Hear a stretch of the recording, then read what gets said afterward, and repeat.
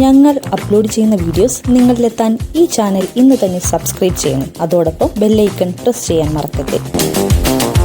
VM വിനുവിന്റെ സംവിധാനത്തിൽ മോഹൻലാൽ നായകനായി 2003 എത്തിയ ചിത്രമായിരുന്നു ബാലേട്ടൻ. TA ഷാക്കിദ് കഥയും തിരക്കഥയും സംഭാഷണവും നിർവഹിച്ച ബാലേട്ടനിൽ വില്ലനായി അഭിനയിച്ചത് നടൻ റിയാസ് ഖാൻ ആയിരുന്നു. അത്താണിപ്പറമ്പിൽ ബാലചന്ദ്രമേനോൻ എന്ന ബാലേട്ടനായി മോഹൻലാൽ എത്തിയപ്പോൾ ഭദ്രൻ എന്ന കഥാപാത്രമായാണ് റിയാസ് ഖാൻ എത്തിയത്. ആ വർഷത്തെ ഏറ്റവും കൂടുതൽ കളക്ഷൻ നേടിയ മലയാള ചിത്രമായി ബാലേട്ടൻ മാറി. തിയേറ്ററുകളിൽ 200 ദിവസത്തിലധികം ഓടുകയും ചെയ്തിരുന്നു. ഇത്രയും വലിയ ഹിറ്റായിട്ടും ബാലേട്ടൻ തെലുങ്കിലേക്ക് മാത്രമാണ് റീമേക്ക് ചെയ്യപ്പെട്ടത്. 2006 രാജബാബു എന്ന പേരിലായിരുന്നു തെലുങ്കിൽ റീമേക്ക് ചെയ്തത്. ബാലേട്ടൻ എന്ന ചിത്രം വലിയ ആവേശം സൃഷ്ടിച്ച സിനിമയാണെന്ന് പറയുകയാണ് റിയാസ് ഖാൻ. ആ സിനിമ എല്ലാ ഭാഷകളിലേക്കും റീമേക്ക് ചെയ്യാൻ ആഗ്രഹിച്ചിരുന്നെന്നും എന്നാൽ ഭദ്രൻ എന്ന വില്ലൻ കഥാപാത്രം സിനിമയിൽ ഡോമിനേറ്റ് ചെയ്ത് നിൽക്കുന്നത് കാരണം അവർ ആരും അതിന് തയ്യാറായില്ല എന്നും നടൻ പറഞ്ഞു. റിയാസ് ഖാന്റെ വാക്കുകൾ ഇങ്ങനെയാണ്: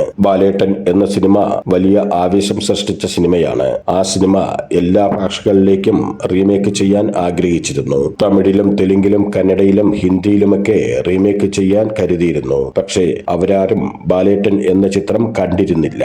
അങ്ങനെ ചിലർ റീമേക്ക് ചെയ്യാനായി സിനിമ കണ്ടു. പക്ഷേ ബാലേട്ടൻ കണ്ടപ്പോൾ അവർക്കാർക്കും ഈ സിനിമ റീമേക്ക് ചെയ്യേണ്ട എന്ന ചിന്ത വന്നു. അതിന് കാരണം ഭദ്രൻ എന്ന കഥാപാത്രമായിരുന്നു ആ സിനിമയിൽ ഡോമിനേറ്റ് ചെയ്ത് നിന്നത് എന്നതായിരുന്നു. ബാലേട്ടൻ സിനിമ കണ്ടവർക്കറിയാം, ആ സിനിമയുടെ ഹൈലൈറ്റ് ഭദ്രനാണ്. അങ്ങനെ മറ്റു ഭാഷകളിൽ ആ സിനിമ റീമേക്ക് ചെയ്യാതെ പോയി. മലയാളികളുടെ സിനിമയായി മലയാളത്തിൽ മാത്രം ബാലേട്ടൻ നിന്നു. എന്നാൽ ആ സിനിമ എന്നെ ഒത്തിരി ഫേമസ് ആക്കി. ബാലേട്ടൻ എന്ന സിനിമയിലൂടെ മറ്റു ഭാഷകളിലേക്കും ഞാൻ ഫേമസ് ആയി. തെലുങ്കിലേക്ക് ബാലേട്ടൻ വന്നപ്പോൾ എന്നെ മറ്റുള്ള ഒത്തിരി സിനിമകളിലേക്ക് അവർ കാസ്റ്റ് ചെയ്തു. അങ്ങനെ ബാലേട്ടനിലൂടെ എനിക്ക് ഒത്തിരി ഭാഷകളിൽ അവസരം ലഭിച്ചു. ബാലേട്ടൻ എന്ന ഒറ്റ സിനിമ കാരണം മറ്റു ഭാഷകളിൽ 30-40 സിനിമകൾ എനിക്ക് ലഭിച്ചിരുന്നു, റിയാസ് ഖാൻ പറഞ്ഞു.